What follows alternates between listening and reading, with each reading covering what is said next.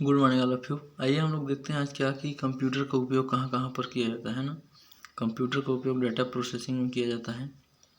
मतलब कहाँ कहाँ पर हम लोग कंप्यूटर का इस उपयोग करते हैं इसके बारे में देखेंगे। हालांकि आपको पता है कि कंप्यूटर का अनेक उपयोग है, बहुत सारा उपयोग है कंप्यूटर का। हर फील्ड में कंप्यूटर का उपयोग होने लगा है आजकल। लेकिन फिर भी हम लोग कुछ विशेष कार्यों को देखते हैं।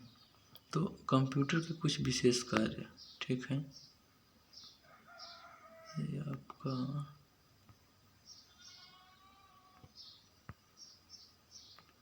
ठीक है, चलिए देखते हैं क्या। चिकित्सा विज्ञान, चिकित्सा विज्ञान मेडिकल साइंस में कंप्यूटर का उपयोग है ना। तो पता ही है कि हॉस्पिटल में कंप्यूटर के बिना कुछ भी नहीं हो सकता। पहले जाएंगे आप लोग, जैसे वहाँ इंटर करेंगे तो आपका रसीद जो कटता है, पर्ची जो कटता है, वहीं कंप्यूटर का काम शुरू हो जाता है। उसके आगे जाएंगे आप डायग्नोस कराने, कोई भी चीज़ ब्लड टेस्ट कराना है तब भी कंप्यूटर का उपयोग होगा।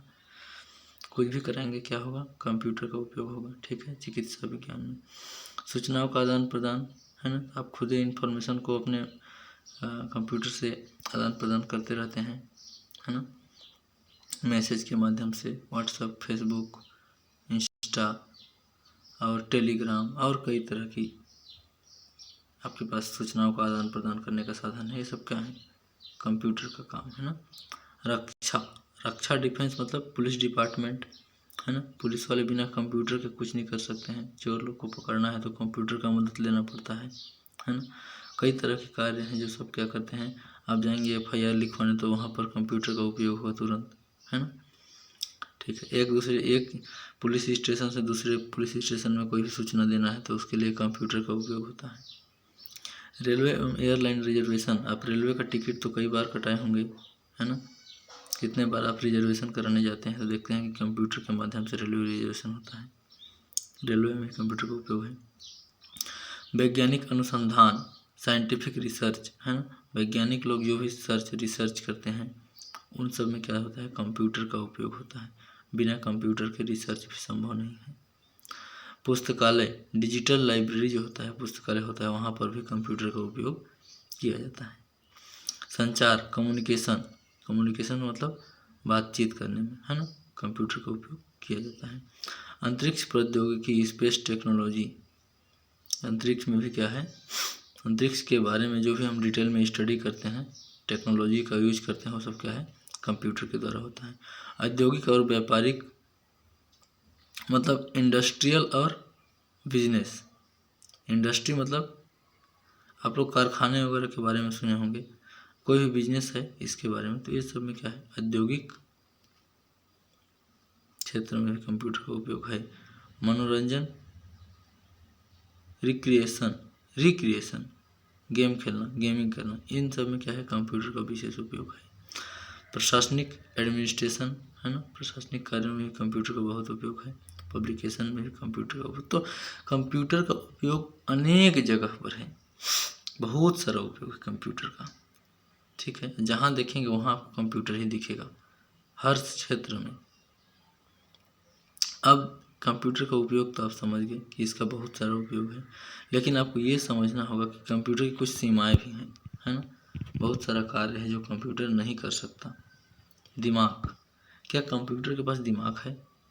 हाँ, दिमाग तो है, लेकिन ऐसा दिमाग है ना कि जो आप बोलेंगे वही चीज करेगा। वो अपना खुद का दिमाग खुद वो इस्तेमाल नहीं करेगा, है ना। तो उसको हम लोग बुद्धिहीन अगर कहेंगे तो कोई गलत नहीं है ना।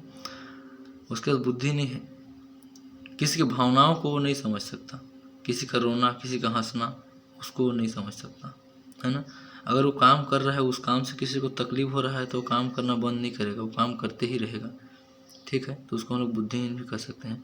खर्चीला तो है, खर्च करना पड़ेगा, है ना। कंप्यूटर का यूज़ करना है तो खर्च करना ही पड़ेगा। वायरस का खतरा बना रहता है क्या, वायरस कंप्यूटर में कभी भी आ सकते हैं, है ना। इसके लिए हम लोग एंटीवायरस यूज करते हैं। विद्युत पर निर्भरता, विद्युत पर निर्भरता, डिपेंड ऑन इलेक्ट्रिसिटी। अगर विद्युत नहीं रहेगा तो क्या कंप्यूटर चल पाएगा? क्या कंप्यूटर को हम लोग बिना बिजली के चला सकते हैं? संभव नहीं है, है ना। मतलब उसको कंप्यूटर को चलाने के लिए क्या करना पड़ेगा, एनर्जी की आवश्यकता होगी, ठीक है। आइए देखते हैं कंप्यूटर की संरचना। कंप्यूटर किस तरह से संरचना में कार्य करता है। कंप्यूटर के सभी उपकरणों एवं उनके संबंध को ही कंप्यूटर की संरचना कहते हैं। मुख्यतः 3 भाग से मिलकर कंप्यूटर बना होता है। पहला क्या हो जाएगा, इनपुट यूनिट होता है ना। उसके बाद मेमोरी यूनिट, उसके बाद आउटपुट यूनिट, है ना। क्या बोल रहा है कि 3 भाग से मिलकर बना होता है। एक होता है इनपुट यूनिट, एक होता है मेमोरी यूनिट, है ना, और एक होता है आउटपुट यूनिट, है ना। तो इनपुट यूनिट जो होता है कंप्यूटर का एक ऐसा भाग होता है जिसके माध्यम से कंप्यूटर को डाटा, प्रोग्राम, अनुदेश, निर्देश को प्रविष्ट किया जाता है। Mouse, keyboard, scanner, joystick, microphone, light pen, touch screen आदि के माध्यम से हम लोग इनपुट करते हैं, है ना। भाई माइक के माध्यम से भी हम लोग इनपुट कर सकते हैं। हम लोग कुछ बोलेंगे, है ना, तो उसको बोलेंगे माइक्रोफोन बोल के। जॉयस्टिक क्या होता है, गेम खेलने वाला होता है ना। जॉयस्टिक क्या होता है, गेम खेलने वाला होता है। तो हम लोग इनपुट जॉयस्टिक के माध्यम से देते हैं। तो इनपुट के कई तरीके होते हैं, इसको आप समझ चुके होंगे। अब हम लोग चलते हैं, आपको यहाँ पर देखेंगे मेन क्या है आपका मेमोरी यूनिट। तो मेमोरी यूनिट में लिखा है प्राइमरी मेमोरी, सेकेंडरी मेमोरी, है ना। तो प्राइमरी मेमोरी, सेकेंडरी मेमोरी जो है रैम रोम को बता रहा है। उसके बाद कंप्यूटर का दिमाग जिसको कहते हैं, मेन चीज़ जो है आपका ये क्या है, arithmetic logic unit, control unit, CPU control है, सेंट्रल प्रोसेसिंग यूनिट, ठीक है। ये हो गया आपका arithmetic logic unit, control unit, ठीक। Output unit. अब हम लोग इसको देखते हैं, चलिए सेंट्रल प्रोसेसिंग यूनिट क्या होता है। Micro processor, central processing unit, CPU। कभी कभी एग्जाम में फुल फॉर्म भी पूछता है ना कि CPU का फुल फॉर्म क्या होता है, तो सेंट्रल प्रोसेसिंग यूनिट, है ना। Option they control processing unit, उतने में कन्फ्यूज हो जाओगे, इसलिए थोड़ा अच्छे से ध्यान से याद रहे CPU का फुल फॉर्म। यह सघन सर्किट चिप होता है जिसमें रजिस्टर एवं कई इलेक्ट्रॉनिक उपकरण लगे होते हैं। अंक गणितीय तथा तार्किक संबंधी कार्य CPU द्वारा किया जाता है। जितना भी मैथमेटिक्स वाला कार्य होता है उसको क्या करता है, CPU के अंदर ही यह होता है। इसका मुख्य लक्ष्य गणना करके डाटा को सूचना में बदलना होता है। इसका मुख्य लक्ष्य क्या होता है, गणना करके डेटा को सूचना में बदलना। हमने जो भी डेटा दिया है ना, हमने भी इनपुट दिया, इनपुट हम लोग तो देते हैं, रॉ मटेरियल देते हैं ना, है ना। उसको प्रोसेस करता है, प्रोसेस करने के बाद इंफॉर्मेशन के रूप में हमको देता है ना। कंप्यूटर का वह भाग होता है CPU जहाँ कंप्यूटर के सभी कार्य संपन्न होते हैं। CPU कंप्यूटर का दिमाग, मस्तिष्क, ब्रेन कहलाता है। एक कंप्यूटर सिस्टम में CPU माइक्रो प्रोसेसर से एक पंखा जुड़ा होता है। CPU के द्वारा हाइपर थ्रेडिंग का सपोर्ट प्रदर्शन किया जाता है। यह कंप्यूटर का हृदय और तेज कैलकुलेटर होता है। अच्छा, हम लोग इसको क्या कह सकते हैं, तेज कैलकुलेटर भी कह सकते हैं, ठीक है। अब इसके 3 भाग होते हैं, देखिए मेनली हमको यही जानना था, मेन क्या है, सबसे प्रमुख चीज़ क्या है, यही है।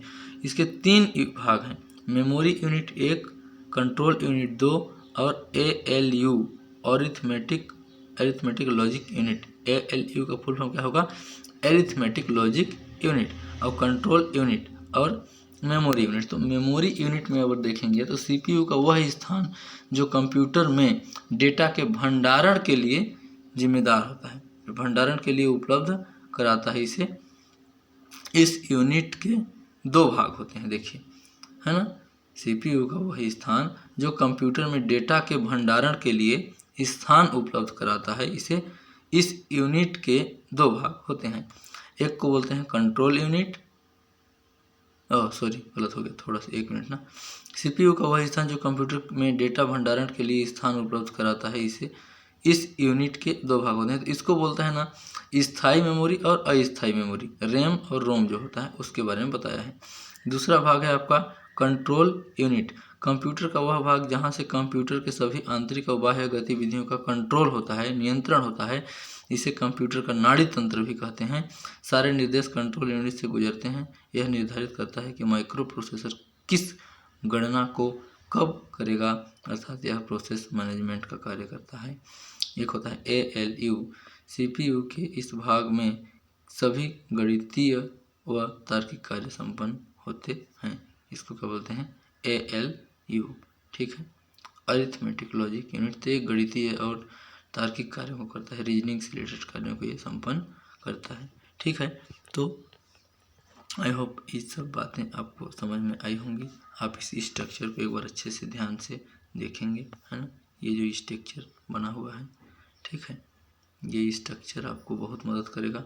इनपुट यूनिट हो गया, और उसके बाद मेमोरी यूनिट में बहुत सारे भाग हैं, प्राइमरी और सेकेंडरी ये स्टोरेज है, ठीक है। उसके बाद सीपीयू जो है ये गणितीय और रीजनिंग से रिलेटेड कार्य को करता है, arithmetic logic unit, control unit जिसको बोलते हैं। उसके बाद आउटपुट यूनिट में आपको क्या मिलेगा, इन्फॉर्मेशन मिलेगा। आपने जो रॉ मटेरियल दिया है उसको कंप्यूटर द्वारा आपके इनपुट के कमांड के हिसाब से कार्य करके संपन्न करने के बाद आउटपुट के रूप में आपको मिलेगा, ठीक है। Thanks for watching.